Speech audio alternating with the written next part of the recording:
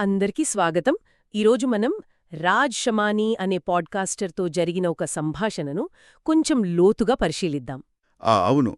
ఇతను తన క్యూరియాసిటీకి ఆ, విభిన్న వ్యక్తులతో చేసే సంభాషణలకు బాగా ఫేమస్ కదా. కరెక్ట్. ఈ సోర్స్లో చూస్తే ప్రయాణాలు, పుస్తకాలు, మైండ్ సెట్ మరియు అబ్సెషన్ అంటే తీవ్రమైన అభిరుచి, నిరంతరం నేర్చుకోవడం ఇలా చాలా విషయాలున్నాయి. నిజమే. ఇది కేవలం అతని అభిప్రాయాలు చెప్పడం కాదు. అంటే ఒక వ్యక్తి తన జ్ఞానతృష్ణను ఎలా పెంచుకుంటాడు, ప్రపంచాన్ని ఎలా వేరే కోణాల్లోంచి చూస్తాడో, తన ఫీల్డ్లో టాప్కి వెళ్లడానికి ఎలాంటి డెడికేషన్ అవసరం, ఇవన్నీ అర్థం చేసుకోవడానికి ఇది మంచి అవకాశం అన్నమాట. ముఖ్యంగా అతను తన లెర్నింగ్ ప్రాసెస్ను ఎలా ఎప్పటికప్పుడు కొత్తగా మార్చుకుంటాడో చూద్దాం. మన లక్ష్యమేంటంటే ఈ సంభాషణ సారాన్ని పట్టుకుని స్ఫూర్తినిచ్చే, ఆలోచింపజేసే విషయాలను బయటకు తీయడం. కరెక్ట్. సరే, మరి మొదలు పెడదామా? అసలు రాజ్ షమానీ పాడ్కాస్టింగ్ను ఎలా చూస్తాడు అంటే, చాలామందికి అదొక జాబ్ లాంటిది లేదా ఒక ప్రాజెక్ట్, కానీ అతనికి వేరు. అవును. అతని దృష్టిలో అదొక అంతులేని ఆట. ఇన్ఫినైట్ గేమ్ అన్నమాట. Infinite game. అంటే అంటే అతను పాడ్కాస్టింగ్ను ర్యాంకులు, నంబర్లు, పోటీ ఇలాంటి పరిమిత లక్ష్యాలతో చూడట్లేదు. ఓ నిరంతరం నేర్చుకోవడం, తనను తాను మెరుగుపరుచుకోవడం, ఇదొక అంతులేని ప్రయాణం లాంటిది అతనికి. అందుకే ఏ గెస్టొచ్చినా ఆ క్షణంలో అతని క్యూరియాసిటీకే ఎక్కువ ప్రాధాన్యత. ఆ సంభాషణ నుంచి ఏం నేర్చుకోవచ్చు అనే దానిమీదే ఫోకస్. ఈ అనంతమైన ఆట అనే ఆలోచన ఫైనైట్ అండ్ ఇన్ఫినైట్ గేమ్స్ అనే పుస్తకం నుండి వచ్చింది కదా. అతను సిఫార్సు కూడా చేశాడు దాన్ని. అవునవును. ఆ పుస్తకం ప్రకారం మన జీవితంలో ఆడే ఆటలు రెండు రకాలుంటాయి. ఒకటి ఫైనైట్ గేమ్స్, అంటే పరిమితమైనవి. కరెక్ట్. గెలుపోటములు, టైటిల్స్, ర్యాంకులు, వీటికొక ఎండ్ ఉంటుంది, తరచుగా బోరు కొడతాయి. రెండోవి ఇన్ఫినిట్ గేమ్స్. వీటి లక్ష్యం ఆటను కొనసాగించడమే, నేర్చుకోవడం, ఎదగడం, సంబంధాలు, ఇవన్నీ. షమానికి పాడ్కాస్టింగ్ అలాంటిదే, ఒక ఇన్ఫినిట్ గేమ్. అంటే స్వీయ వృద్ధికి ఒక మార్గమన్నమాట. ఎగ్జాక్ట్లీ.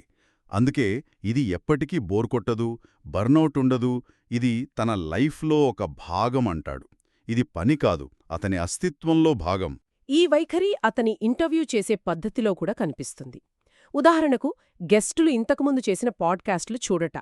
ఇది కొంచెం వింతగా అనిపించొచ్చు కదా. అవును, కొంచెం స్ట్రేంజ్గా అనిపించొచ్చు, కాంటెక్స్ట్ మిస్ అవుతుందేమో అనిపిస్తుంది. అదే కదా. కానీ అతను చెప్పేదేమిటంటే, ముందే చూస్తే ఒక ఒపీనియన్ ఫామ్ అయిపోతుంది. ఓ అలాగా. ఆ తర్వాత సంభాషణలో ఆ సహజమైన క్యూరియాసిటీ, ఆ బ్యూటీ ఆఫ్ ఇన్నోసెన్స్ అంటాడే, అది పోతుందని అతని నమ్మకం. తెలియని దాని గురించి అడిగితేనే నిజాయితీగా ఉంటుందని. స్మృతి ఇరానీతో సంభాషణలో జరిగిన ఒక ఇన్సిడెంట్ చెప్పాడు కదా. అవును, ఆమె ఒక సందర్భంలో అదే నీ సమస్య అన్నప్పుడు దాన్ని అతను పర్సనల్గా తీసుకోలేదు. అవమానంగా కాకుండా ఒక ఇంటలెక్చువల్ ఛాలెంజ్గా, కొత్తగా ఆలోచించడానికి ఒక అవకాశంగా తీసుకున్నాడు. ఇది ఇన్ఫినైట్ గేమ్ ఆడేవాళ్ల లక్షణమన్నమాట. సవాళ్లను కూడా లెర్నింగ్ ఆపర్చునిటీస్గా చూడటం. అంటే ప్రతి సంభాషణ ఒక కొత్త డిస్కవరీలా ఉండాలని అతని కోరిక. ఈ నేర్చుకోవాలనే తపన కేవలం పాడ్కాస్ట్లకే కాదు, అతని ప్రయాణాల్లో కూడా చాలా బలంగా కనిపిస్తుంది. నిజమే. కొన్ని చాలా యునీక్ ఎక్స్పీరియన్స్లను రికమెండ్ చేశాడు. కొలంబియాలోని మడ్ వల్కనో ఒకటి. కార్తహేనా దగ్గర ఉంది అది. దాని గురించి చాలా ఎగ్జైటింగ్గా చెప్పాడు. ఆ మెగ్నీషియం మట్టిలో తేలుతూ ఉండొచ్చని, మునుగరని. అవునా? అది బాడీకి, మైండ్కి ఉన్న మలినాలను తీసేస్తుందని లోకల్స్ నమ్ముతారట. అంటే జస్ట్ చూడటం కాదు, స్వయంగా ఎక్స్పీరియన్స్ చేయడం అతని స్టైల్. అలాగే ఇండోనేషియాలోని కవాహైజన్, నీలి అగ్నిపర్వతం.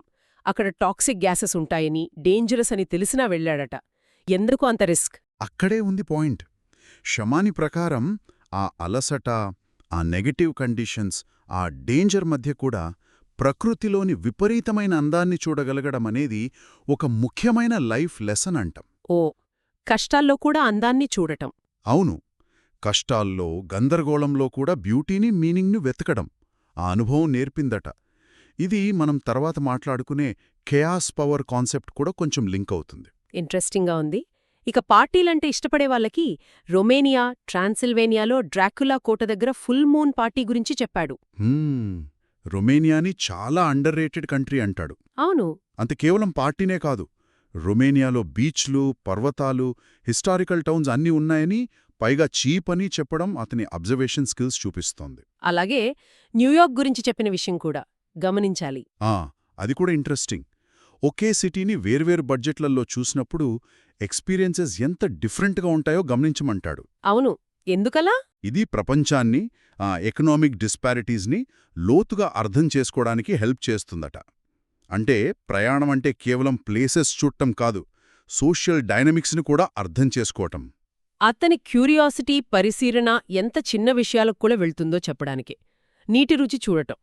ఇది వినడానికి కొంచెం గీకీగా ఉంది కదా? అవును, అనిపించొచ్చు.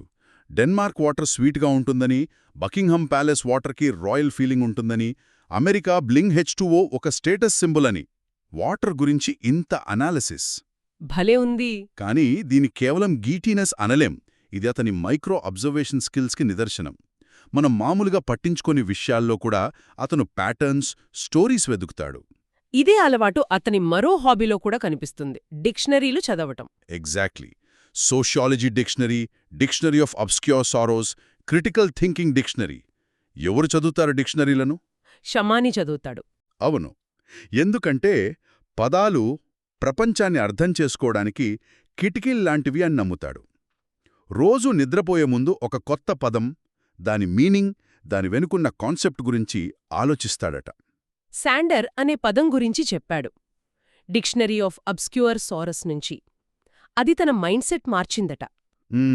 అవును. అంటే మన పక్కన నడిచి వెళ్లే ప్రతి ర్యాండమ్ పర్సన్ లైఫ్ కూడా మనలాగే చాలా కాంప్లెక్స్గా, ఎన్నో ఎమోషన్స్తో ఉంటుందనే రియలైజేషన్. ఇది ఇతరుల పట్ల ఎంపతిని పెంచుతుంది కదా? ఖచ్చితంగా. ఈ నిరంతర లెర్నింగ్ అనేది కేవలం అనుభవాలు, పుస్తకాల నుంచే కాదు, ఇతరుల జీవితాల నుంచి కూడా, ముఖ్యంగా హై అచీవర్స్ నుంచి స్ఫూర్తి పొందుతాడు. ఇక్కడ మిస్టర్ బీస్ట్ ప్రస్తావన వచ్చింది. అవును, మిస్టర్ బీస్ట్. అతని గురించి చెప్తూ డబ్బు, ఫేమ్ కంటే అతనికి ముఖ్యం వ్యూస్ అనే ఆట గెలవడం అంటాడు. అదొక అబ్సెషన్, తీవ్రమైన అభిరుచి అనమాట. మార్క్ జుకర్బర్గ్తో మాట్లాడినప్పుడు కూడా తన వీడియోలకు వాయిస్ ఇస్తే వ్యూస్ తగ్గుతాయని డైరెక్ట్గా చెప్పటం అతని ఫోకస్ని చూపిస్తోంది. ఇది మ్యాగ్నస్ కార్ల్సన్ చెప్పిన మాట గుర్తుకు తెస్తుంది. Obsession beats discipline. అంటే తీవ్రమైన అభిరుచి క్రమశిక్షణను మించిపోతుందా? ఇది కొంచెం డేంజరస్గా లేదా? మంచి ప్రశ్న. షిమాని ఉద్దేశ్యం డిసిప్లిన్ అవసరం లేదని కాదు. కాని టాప్ లెవెల్కి వెళ్లడానికి, ఆర్డినరీని దాకడానికి కేవలం డిసిప్లిన్ సరిపోదు. ఆ పని పట్ల ఒక పిచ్చి ప్రేమ, ఒక అబ్సెషన్ ఉండాలని. అయితే ఆ అబ్సెషన్కు, అన్హెల్దీ అబ్సెషన్కు మధ్య లైన్ చాలా సన్నగా ఉంటుంది. దాన్ని మేనేజ్ చేయడం కూడా ఇంపార్టెంటే. బహుశా ఆ విజయాల వెనుక ఆ బ్యాలెన్స్ కూడా ఉండి ఉంటుంది. సుషీ మాస్టర్ గురించిన documentary zero dreams of sushi కూడా ఇదే థీంపై రికమెండ్ చేశాడు కదా? అవును, అబ్సెషన్ మాస్టరీ గురించి. ఇక డాక్టర్ డ్రే స్టోరీ, ద డిఫాయంట్ వన్స్ డాక్యుమెంటరీలో చూపించినట్లు అది చాలా ఇన్స్పైరింగ్. నిజంగా అమేజింగ్ జర్నీ అది. కష్టాల నుంచి వచ్చి, ర్యాపర్గా ఎదిగి, తర్వాత తానే కింగ్ మేకర్గా మారి, ఎమినెమ్, స్నూప్ డాగ్ లాంటి వాళ్ళని పైకి తెచ్చి, ఆ తర్వాత బీట్స్ హెడ్ ఫోన్స్తో బిలియనియర్ అవ్వడం. అవును, ఇది నిరంతర రీఇన్వెన్షన్కి బెస్ట్ ఎగ్జాంపుల్. ఒక ఫీల్డ్లో సక్సెస్ అయ్యాక అక్కడే ఆగిపోకుండా మళ్ళీ మళ్ళీ తనను తాను కొత్తగా క్రియేట్ చేసుకోవడం.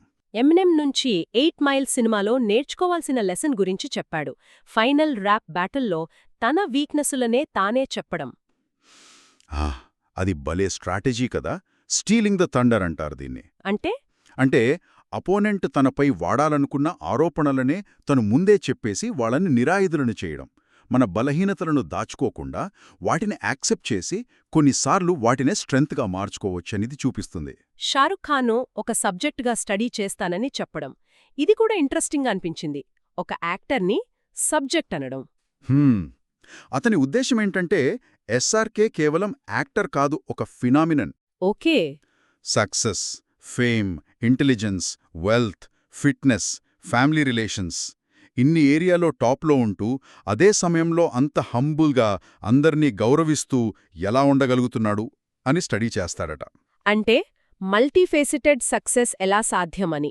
అవును, ఒకే లైఫ్లో ఇన్ని రోల్స్ అంత సక్సెస్ఫుల్గా ఎలా ప్లే చేస్తున్నాడు అనేది అతనికి ఆశ్చర్యం, స్ఫూర్తి. ఈ ఉదాహరణలన్నీ కొన్ని పవర్ఫుల్ మైండ్సెట్ కాన్సెప్ట్స్కి దారితీస్తున్నాయి. వాటిని షమానీ షేర్ చేసుకున్నాడు. మొదటిది ఫ్రేమింగ్ స్ట్రెంగ్త్. ఫ్రేమింగ్ స్ట్రెంగ్త్ అంటే మన చుట్టూ ప్రపంచం, ఇతరుల ఒపీనియన్స్ మనల్ని ఎంత ఇన్ఫ్లుయెన్స్ చేసినా మనకంటూ ఒక స్ట్రాంగ్ పర్స్పెక్టివ్, ఒక ఫ్రేమ్ ఉండటం. దానికి స్టిక్ అవ్వడం. అవును, బయట ప్రెషర్స్కి లొంగిపోకుండా మన థింకింగ్ ఫ్రేమ్వర్క్ని స్ట్రాంగ్గా ఉంచుకోగలగటం. ఇది ఒక రకమైన మెంటల్ షీల్డ్ లాంటిది. మన రియాలిటీని మనమే డిఫైన్ చేసుకోవడం. రెండోది చాలా పవర్ఫుల్గా వినిపిస్తోంది, ఖేయాస్ పవర్, గందరగోళంలో శక్తి. అంటే ఏంటి? అంటే లైఫ్లో అన్నీ కన్ఫ్యూజింగ్గా ఉన్నప్పుడు, దారి తెలియక, ఆన్సర్స్ దొరక్క, ఫిజికల్లీ మెంటల్లీ డ్రైన్ అయిపోయినప్పుడు కూడా బయటకు ఏమీ తెలియనట్లు అదే ఫోకస్తో, అదే ఇంటెన్సిటీతో పనిచేయగలగడమే ఖేయాస్ పవర్. ఈ పవర్ ఉన్నవాళ్లే చాలా డిఫికల్ట్ సిచ్యువేషన్స్ని దాటి గ్రేట్ రిజల్ట్స్ సాధిస్తారని షెమాని నమ్మకం. కవహ్ ఐజేన్ అనుభవం లాంటిదా? కనెక్ట్ చేయొచ్చు. ఆ గందరగోళం మధ్యలోనే పనిచేయగలగడం, ఆందాన్ని చూడగలగడం. మూడవది ఇర్రేషనల్ బ్రేవరీ, అహేతుక ధైర్యం, లాజిక్కు ఆపోజిట్గా వెళ్లడం. ఇది కొంచెం రిస్కీ అనిపించడం లేదా? ఖచ్చితంగా రిస్కీనే. కానీ షెమాని ఉద్దేశమేంటంటే, కొన్నిసార్లు క్యాల్కులేషన్సు, లాజిక్కు, డేటా అన్నీ నెగటివ్గా ఉన్నా మన గట్ ఫీలింగ్ మీద బ్లైండ్గా ధైర్యం చేయాల్సొస్తుందని. ఓ, హిస్టరీలో చాలా ఇన్నోవేషన్సు, సక్సెస్లు ఇలాంటి ఇర్రేషనల్ బ్రేవరీ వల్లే సాధ్యమయ్యాయని అంటాడు. ఐడియాలజీ పవర్ గురించి కూడా మాట్లాడాడు కదా, బ్యాక్ స్ట్రీట్ బాయ్స్ ఉదాహరణ చెప్పి.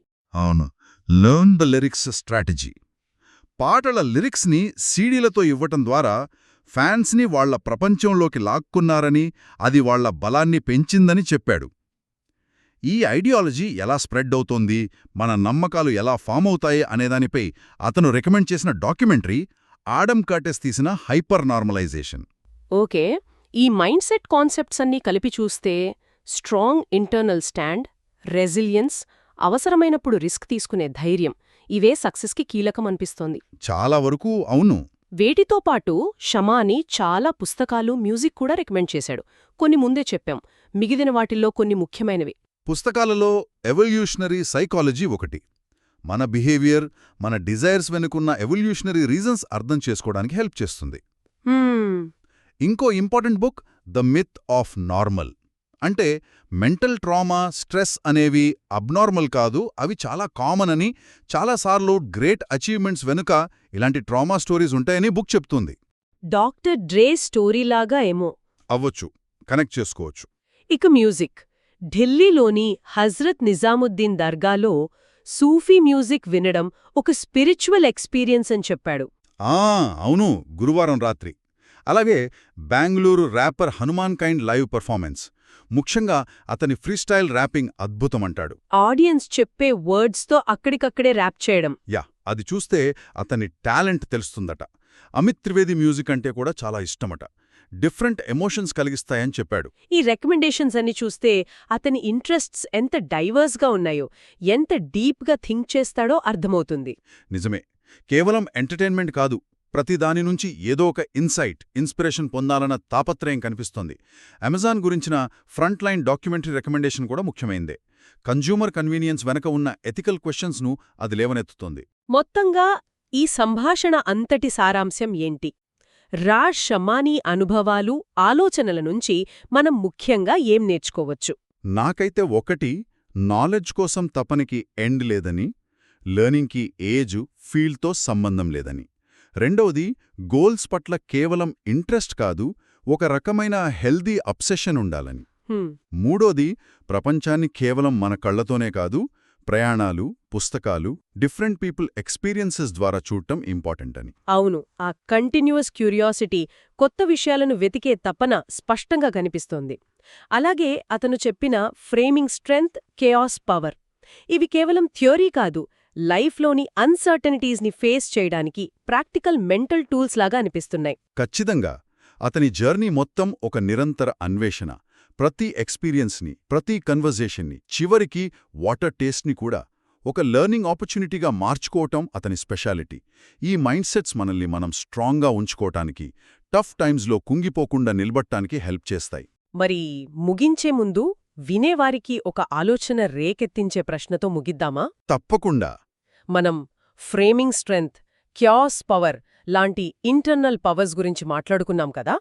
బయటి ప్రపంచం ఇచ్చే రికగ్నిషన్, ప్రశంసలకు అతీతంగా ఎవ్వరూ చూడనప్పుడు కూడా మనలో మనం ఆడుకోవలసిన, మనల్ని మనం మెరుగుపరుచుకోవాల్సిన ఆ విలువైన ఆట ఏది? బహుశా అదే మన అసలైన, అంతంలేని, అనంతమైన ఆట కావచ్చేమో. ఆలోచించండి.